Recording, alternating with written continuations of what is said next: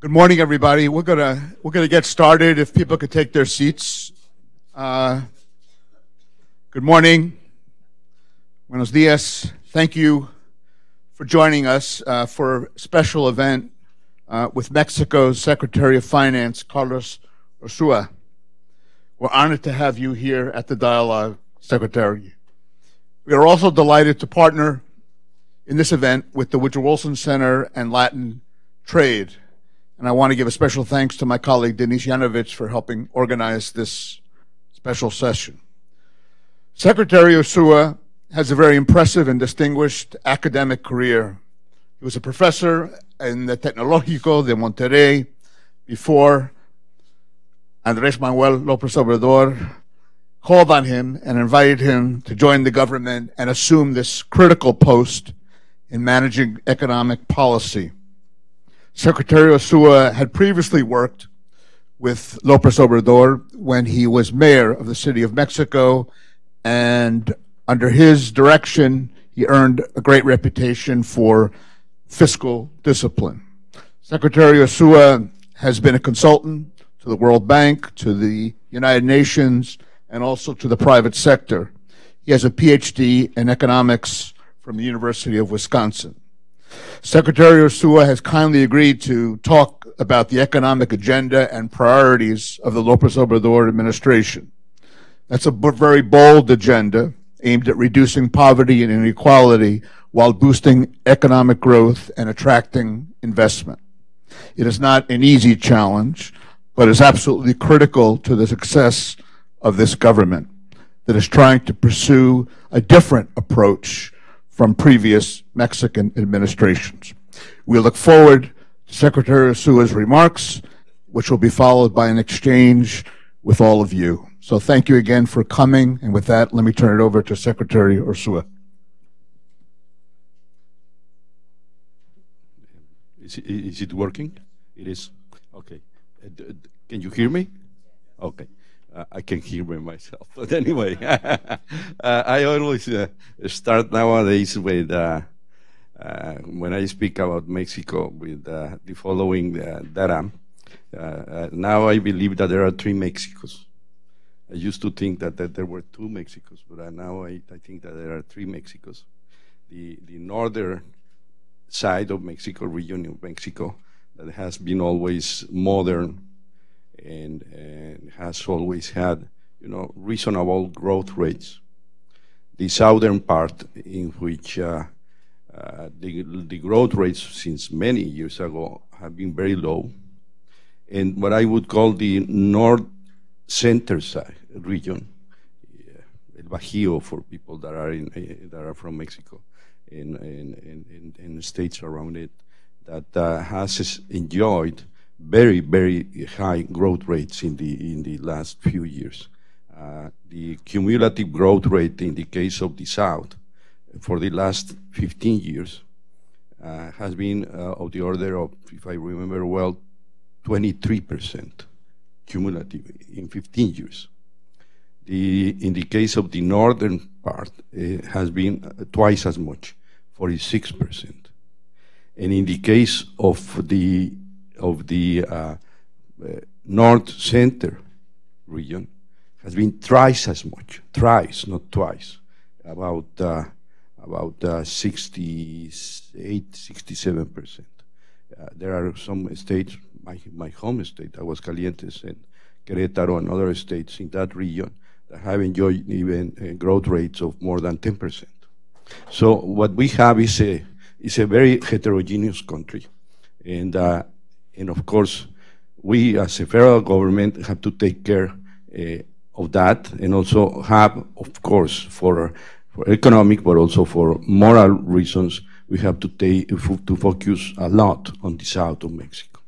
And what you will see when you review most of the social programs and even the infrastructure programs that this government has, you will see that there is a particular emphasis on the southern side. So that is the very first thing that I would like to tell you or remind you.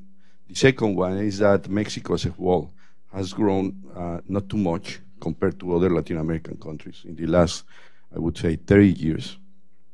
There are several reasons for that, many reasons for that, but from my point of view, at least, and partially from the point of view of the president, the reason is the lack of investment in Mexico, of enough investment in Mexico. Now, at this point, Mexico has the investment, both private and public, is of the order of 23% or so of GDP. If you want to grow, you have to have at least an investment of the order, at least in between 25 and 27% of GDP. And the problem is not the private sector, actually, for our fortune.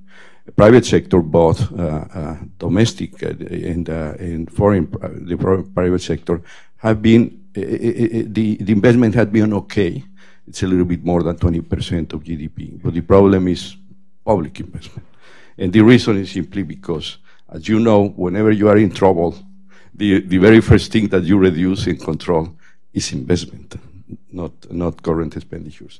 And that is what has been done for the last 30 years in Mexico with a very bad consequences for doing that. Another problem that we have is that meager public investment has had very low quality. What I am trying to say is the following. There is a nice study by the IMF, I don't remember when it was published, perhaps 3 or 4 years ago, in which they estimate the multiplier effect on the economy of public investment for many countries. And one of the ones that are at the bottom are some countries that you can imagine which ones, and also Mexico. The multiplier effect in the case of Mexico was very low. And the reason for that is not the magnitude, because after all, you could have too little or too much investment, and yet the multiplier effect could be low or high. The problem is, of course, the efficiency, the quality of investment. I will give you an example of how low quality public investment, the quality of public investment can be in Mexico. If there are some people, there are many people, I suppose, from Mexico, but let me remind you that there was supposed to be a train going from Estado de Mexico, a little bit further of Toluca, the capital of Estado de Mexico, to Mexico City. It was supposed to be an iconic project because the former president, Peña Nieto, was born in Estado de Mexico. It was supposed to cost about, if I remember well, 29 billion pesos, billion in your sense, billion pesos. They ended up spending not 29 billion pesos, but twice as much, almost 60 billion pesos. But it hasn't been finished yet. And we have to spend another 25 billion pesos if we want the train system to be finished up. That is what I mean of low quality. It's so low that in the case of the train, I don't know who designed the way in which the train was going to go from Toluca to Mexico City, but it doesn't pass near to the Toluca airport, which is pretty stupid. I think that is very stupid. And now we are going to have to spend more money to have a branch of the train. It is just. So what we would like to do is to increase public investment, but we don't have a lot of money, so we have to be very careful with that. But especially at this point, what we would like to have is a very well-targeted public investment, and also with a lot of efficiency, a lot of quality in that investment, peso by peso. That is something that we are doing as well. And in particular, however, we are very keen of having private investment in Mexico. We believe that we can still enjoy more private investment in Mexico in terms of GDP. And not, when I'm talking about private investment, I'm not talking about Mexican private investment only, but also foreign investment. For us, it's very important. Most of the big projects that we have in the case of investment, we are hoping that would have a lot of foreign investment content. Let me give you 2 examples. One example is the what we call now, I will use Spanish, but the term is Corredor Interoceánico, which is I don't know how you say that, but Corredor Interoceánico, which is meant to connect 2 ports, Coatzacoalcos in Veracruz and Salina Cruz in Oaxaca, going through the isthmus, which is the narrowest part in Mexico. There is a train that exists in more than 100 years ago. We have to modernize a little bit. We are smoothing some of the curves. We are taking care of, the ups and downs that are too abrupt for trains, cargo trains, but that need to go faster as it is now the case. There is a road, a nice road actually, that goes parallel to the train, railroads. There are also pipelines, 2 pipelines. We have everything over there. We have to modernize, especially Salina Cruz, because it doesn't have, we say in Spanish, calado, it doesn't have, I don't know what, it doesn't have the enough depth for ships to be over there. But we are doing that as well. And in that case, what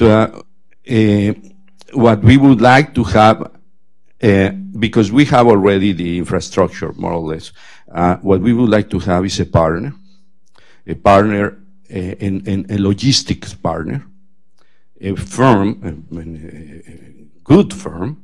There are several good firms in the case of trains and ports that can do that job. A logistic partner that manages all the flows, the 2 ports and also the train system. And we wouldn't mind at all to have a foreign firm doing that. We are going to have a bidding process, and whoever wins it, wins it. Of course, since it is the isthmus, there could be some security reasons to take care of that, national security issues. That's because it is the isthmus. So we would restrict our bidding process to companies from particular countries. Basically, we can do that in the case of countries with whom we have a free trade agreement that is allowed by law. But anyway, the second project, the one that is closer to the heart of the president, is what we call the Tren Maya, which is more than 15,000 kilometers long, that goes through all the peninsula. How do you say peninsula? The peninsula, the Yucatan Peninsula, that goes through 6 different states, and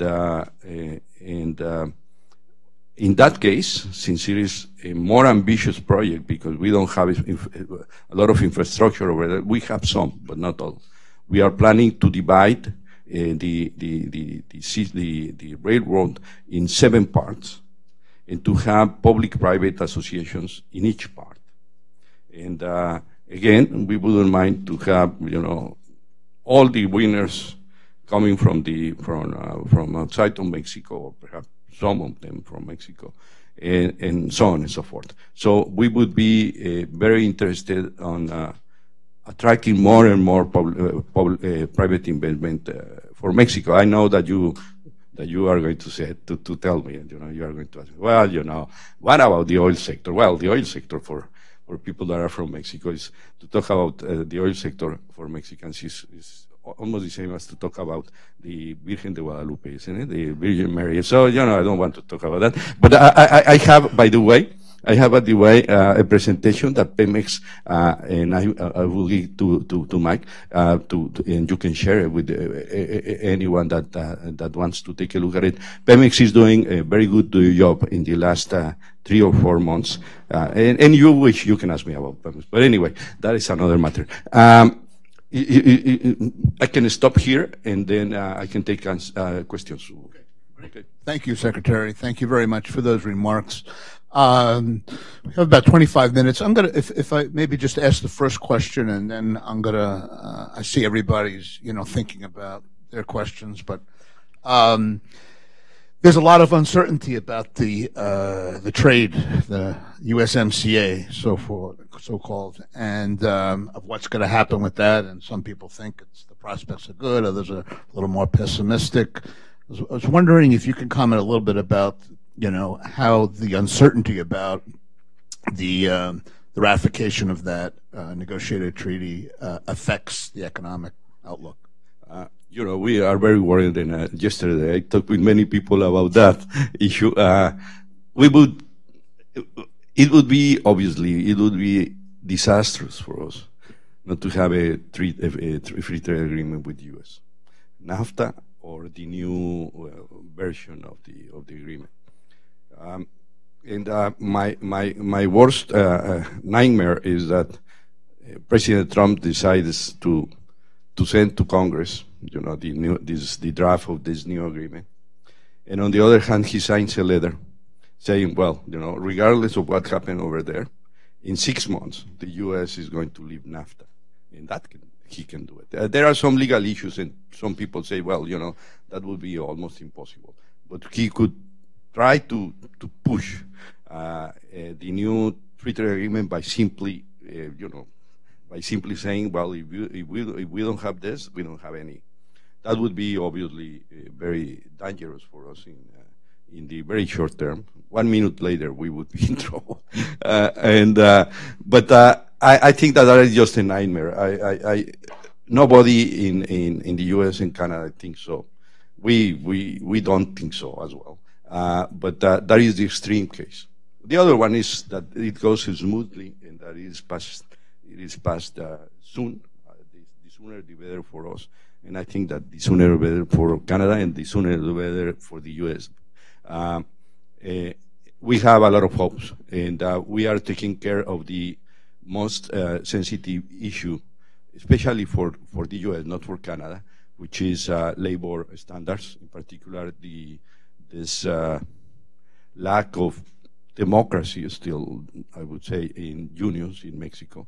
That it is obviously very important for the American workers, the U.S. workers, and we are trying to pass a law this month, a labor, how do you say, labor, ley laboral, how do you say, labor reform. We are hoping to have it passed through in the Congress this month. That democratizes more the unions and also provides a different justice system than that we have now. We have also this government, by the way, this is interesting for economists. We increased the minimum wage from X amount of money to 16% more, trying to reach the minimum welfare level according to Coneval for people that are from Mexico. 16%. Our inflation rate is a little bit less than 4%, it's 3.9%. And in the border, where we have a particular economic program that lowers down the corporate income tax from 30% to 20%, the minimum wage rate was increased 100%. As far as we know, and also the central bank, and none of them has had any inflationary impact, which is very interesting. And also, in the case of the border, perhaps because of the new economic benefits, employment has been increased.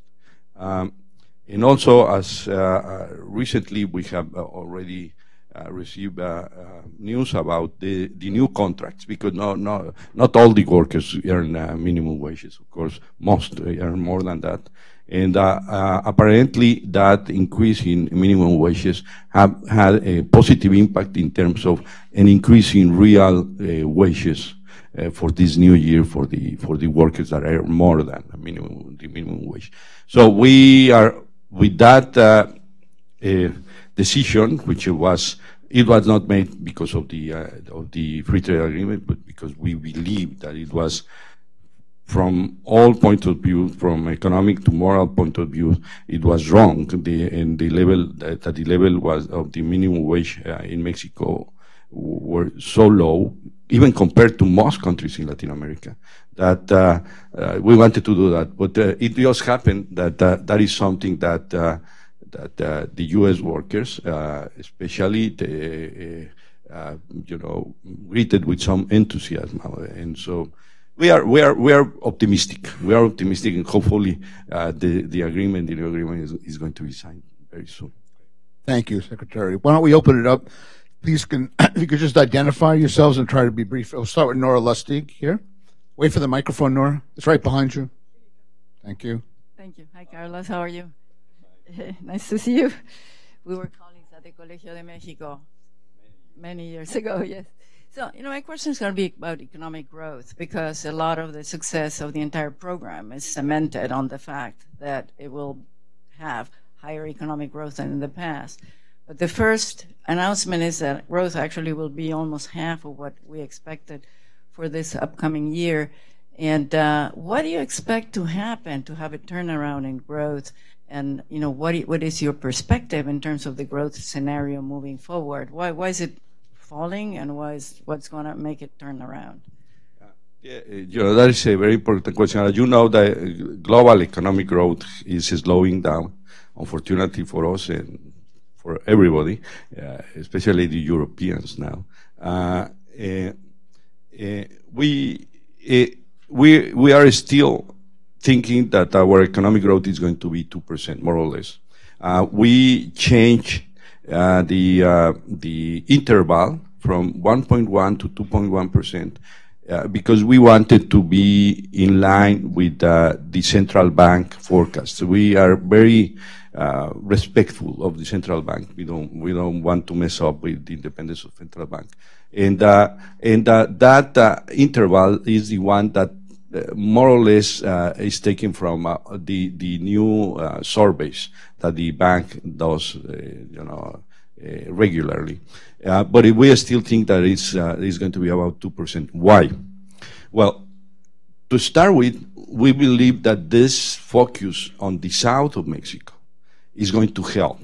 It's going to help because we are stimulating demand and investment in the poorest region of Mexico, and we believe that can be important. Secondly, a kind of a Keynesian argument that would be we are providing much more money transfers than before, and of course the marginal propensity of saving in the case of poor people is less than in the case of So we believe that we can do it. To tell the truth, we have to speed up, especially the announcement of public projects, like the ones that I just talked about, and many others. And also there have been already some successes in some projects that if you hear from them, when you hear about them, you would think, well, it won't work, but they are working very well. There is one that is supposed to connect 300 rural communities in states like Oaxaca. And the idea is the government, especially in the case of Oaxaca, where there are communities that are ruled by usos y costumbres. I don't know how do you say that in Spanish, in English, by usos y costumbres, not by common law, to put it that way. What the federal government is doing is to transfer money and technical advice to those communities. And they are communities with roads, and they are building up roads with concrete, not any road, really nice roads. The community, they are doing very well, and they are doing it very fast and in a very labor-intensive way. So we believe that this different spending composition will help us a little bit. But yes, we are concerned about the slowing down of the global economy. Yes, certainly. Thank you. Yes, sir. Yeah, in the back here. Buenos días. Good morning. My name is Mauricio Paredes from Exim Bank. You mentioned the oil sector. You mentioned Pemex. My question is, well, Exim Bank is one of the largest creditors for Pemex. The administration has recently made announcements of providing financial support to Pemex in the tune of $7 to $8 billion, which would provide a 12 to 18-month relief for Pemex. My question to the administration, to you, is what are the plans for the future? Is this something that can be expected on an ongoing basis? Pemex is a very heavily indebted company, as you know. Question number one. Question number two is in terms of the new refinery. How will that be financed, given that Pemex already has 6 existing refineries that are operating under 35% capacity? Thank you. Let me say, before answering that question, let me remind you that I have read with copies of this new investor presentation that Pemex had, and you will be amazed by some of the results, the latest results. Now the oil production has been, oil production was like this for the last 5 years or so, 4 years or so. Now we have stopped that trend, and actually it's going up a little bit. This is the first graph. In the second graph, you will see that in 2016, 2017, and 2018, there were no new developments of fields, oil fields. In 2019, Pemex expects to have 20 new fields. And here are the names. There are some of them that are quite interesting.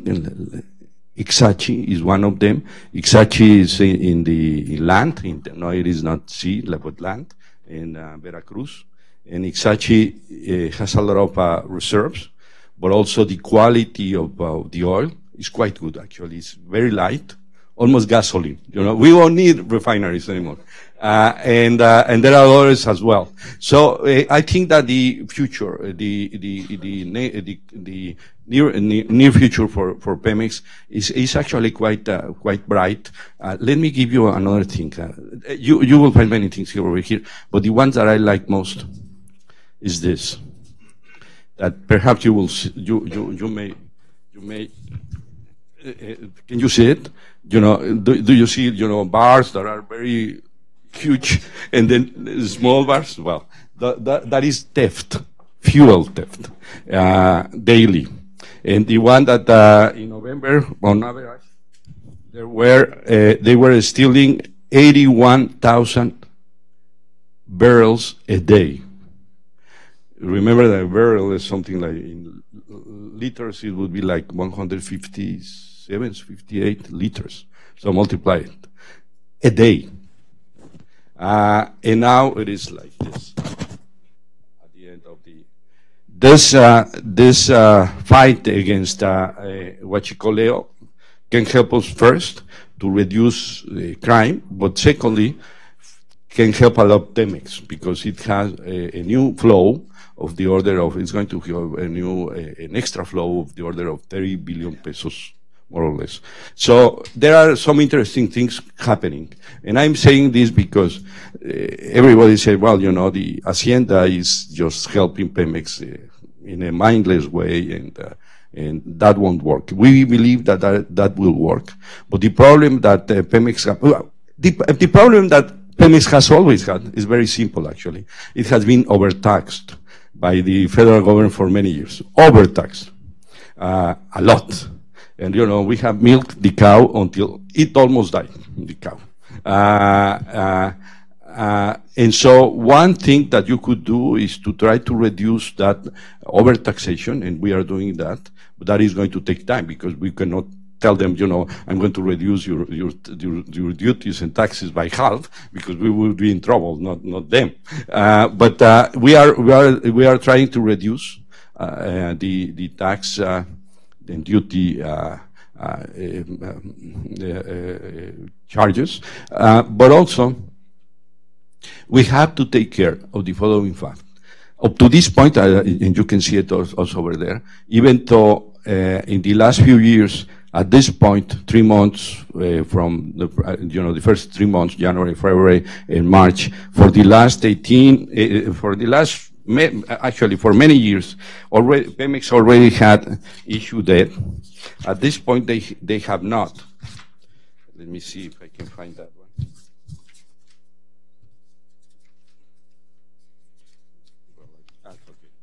This is the debt issued from 2013 to 2019.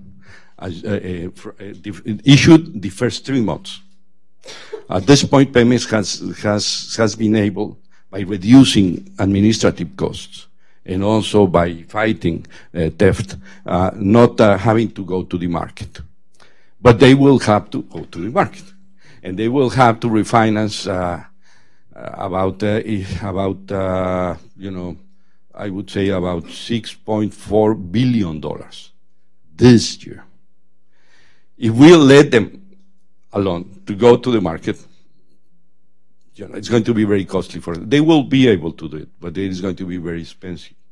We have, on the other hand, a stabilization fund that, for other reasons, wanted to reform, to have a counter-cyclical nature instead of the way in which it was designed. That we believe that is in line of most stabilization funds, for instance, the Chilean stabilization fund, some European stabilization funds, that have a counter-cyclical component, which is counter-cyclical only means that you draw from the fund when you are in trouble, and if you are growing well, you put money into the fund. What we are doing is to redesign that, but to take from that fund about 300 billion pesos, to take about 100 billion pesos or so to help Pemex. Basically, what we want to do is to allow Pemex not to go to the market if they don't want to go to the market, and simply, take off part of its debt. Basically, that is what we are doing once and for all, only this year. And later on, that is their problem. There are some people that believe that we should assume, as federal government, the debt of Pemex debt, to make it sovereign debt. But we don't like that. That could contaminate our own debt. But we are aware that in the short term, the Pemex needs some help, and we will provide that help. Thank you. Yes, sir. In the back. I'm Jaime Valdivia from Blue Crest Capital, Mr. I wanted to ask you, in your recently published budget for 2020, you have forecast a production of Pemex of 1.9 million barrels a day. But could you explain how we're going to get to that amount, especially if in the same budget that you published, programmable expenditures are going to be down by 0.7% of GDP.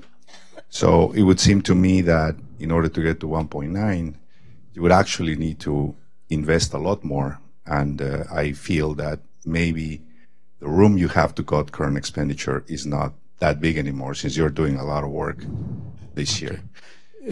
Okay. As I said, at this point now, oil production is of the order of 1.73, if I remember well. At this point, 1.74 now. And as I said, we are blessed with some oil fields that are really easy to exploit and that have very good oil. But also, and they don't say that here, and I wish they had done that. Also, there are going to be a lot of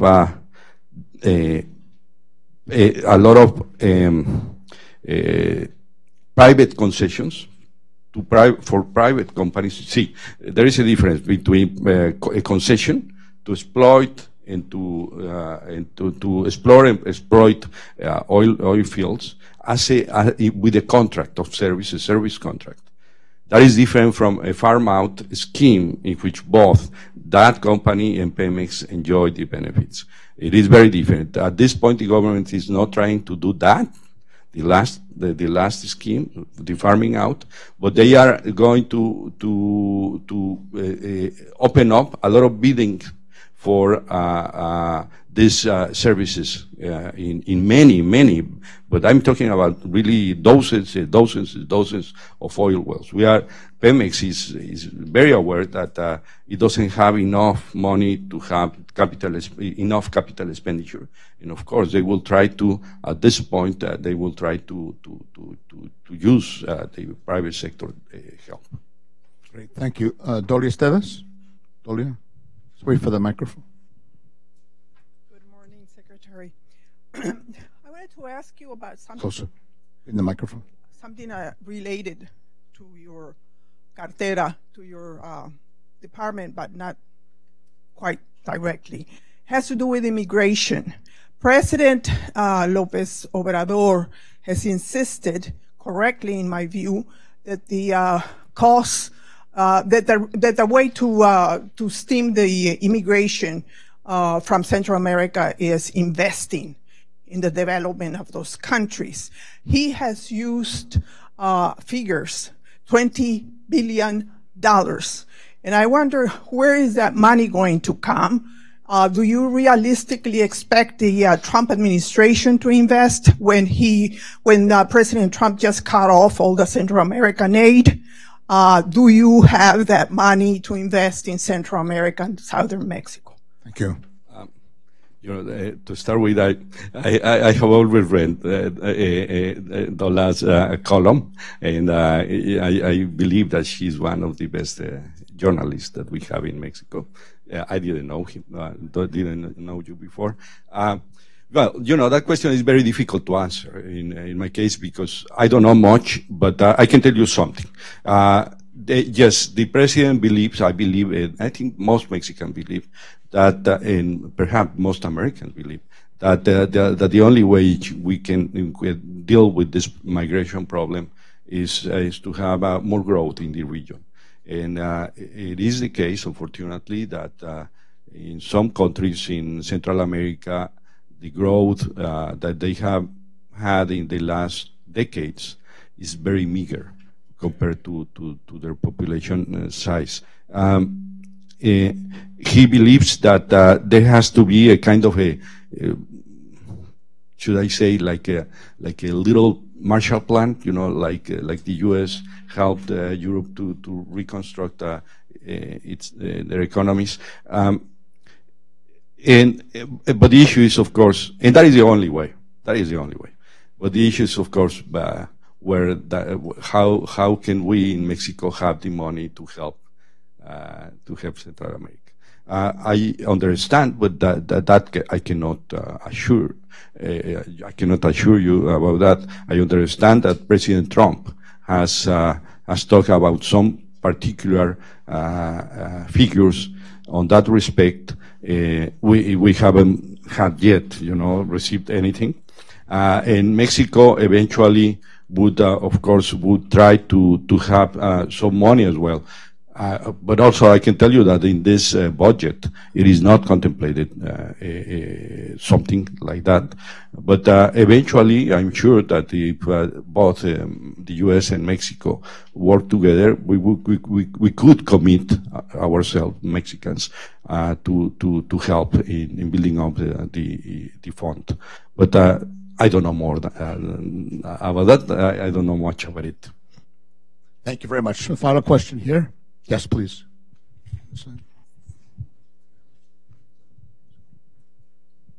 Good morning, Secretary. Marta Guerrero. I'm a graduate from the Tec de Monterrey too, and right now I'm a graduate student at Georgetown. I want to ask you, from what I hear, many of the growth projections in Mexico rely on foreign direct investment. However, after the cancellation of the Naim, there's a lot of uncertainty from the investors to come to Mexico. Can you tell us how do you project to change these perceptions? Yes. By the way, I used to be assistant professor at Georgetown. I like very much the university. Many years ago, I don't want to talk about how many years ago.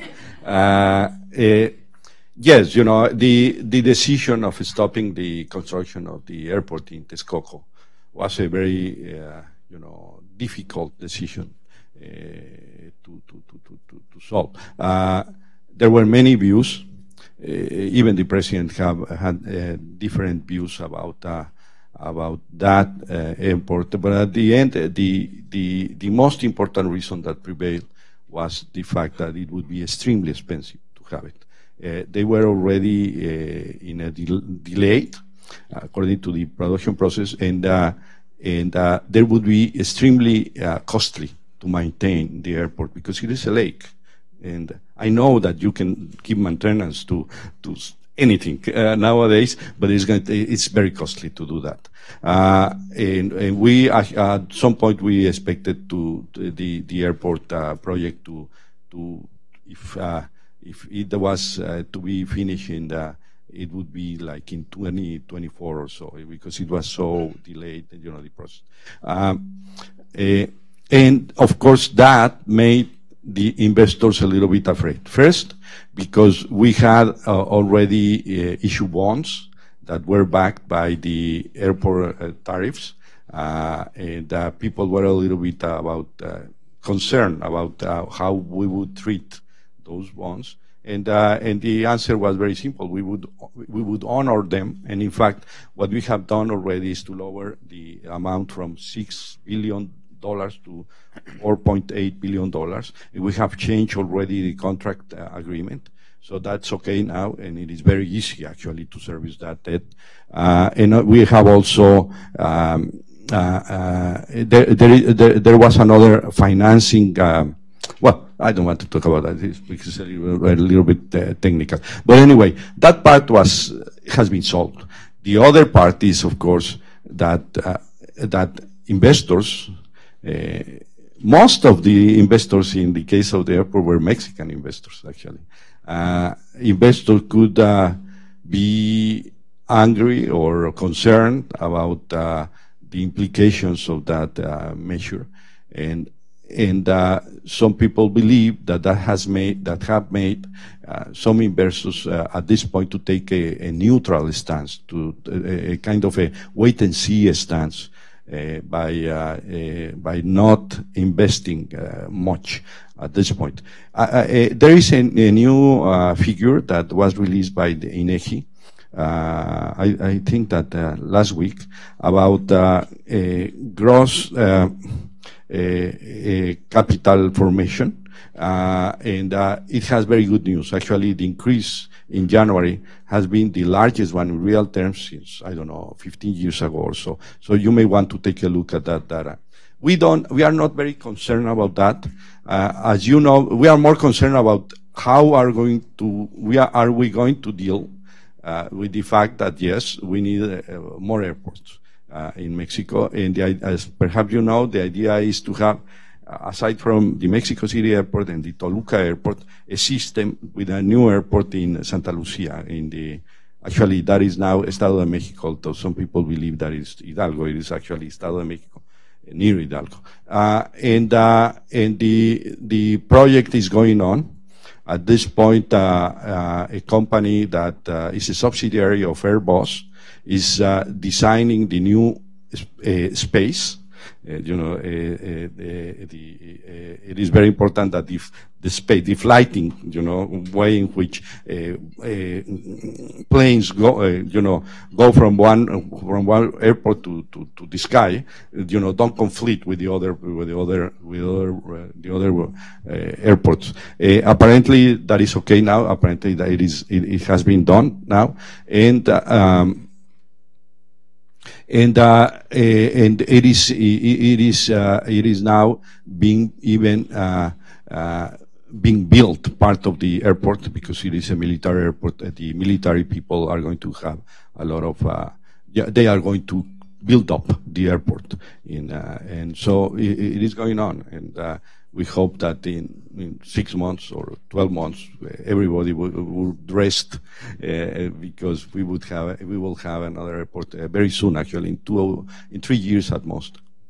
Thank you. Unfortunately, our time has ended. I'm sorry for those who wanted to ask questions, but I want to thank Secretary Urzúa for coming by, taking time from his busy schedule at the annual meetings of the IMF and the World Bank, and for sharing this. It's been very informative. Please join me in thanking Secretary Urzúa.